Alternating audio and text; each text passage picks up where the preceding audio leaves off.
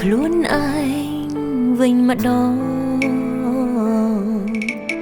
ជុំរូបសងជាមួយអង្កាំងចាប់ពីពេលនេះទៅ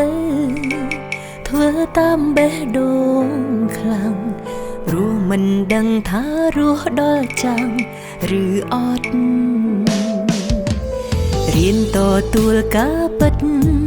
ខ្លួនឯងព្រោះសំដែងយូរពេកគឺហត់ជីវិតមនុស្សម្នាក់តែងជួបរឿងជូរចត់ជួនកាលជួបស្នេហ៍ក្បត់ធ្វើបាបចិត្តសូមធ្វើតាមបេះដូងបំពេញក្តីសុខខ្លួនឈប់រស់នៅលាក់ពួនការពិតស្រឡាញ់អ្វីខ្លួនមានជាអាហារផ្លូវចិត្តបន្ថែមឲ្យជីវិតមានសេវាចង់ធ្វើអ្វីធ្វើទៅឲ្យតែគិតថាល្អទោះរើសគូស្រកឬធ្វើការ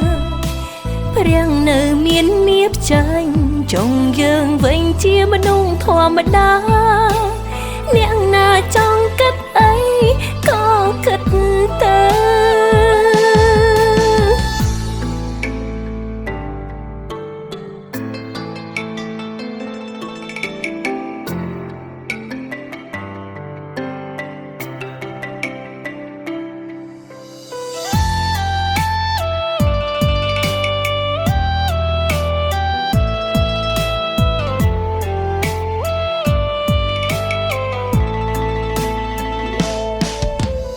រៀនតទួលការពិត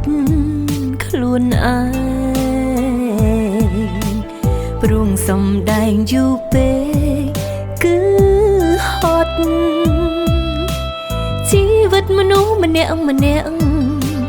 តែងជួបរឿងជូរចត់ជួនកាលជួបស្នេហ៍ក្បត់ធ្វើបាបចិត្តសូមធ្វើតាមបេះដូង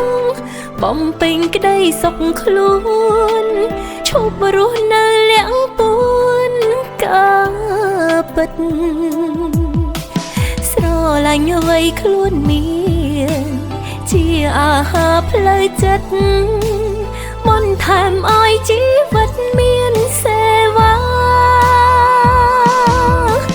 ចង់ធ្វើអ្វីធ្វើទៅឲ្យតែគិតថាល្អទោះរើសគូស្រកឬធ្វើការព្រាំងនៅមានមៀបចាញ់ចង់យើងវិញជាមនុស្សធម្មតា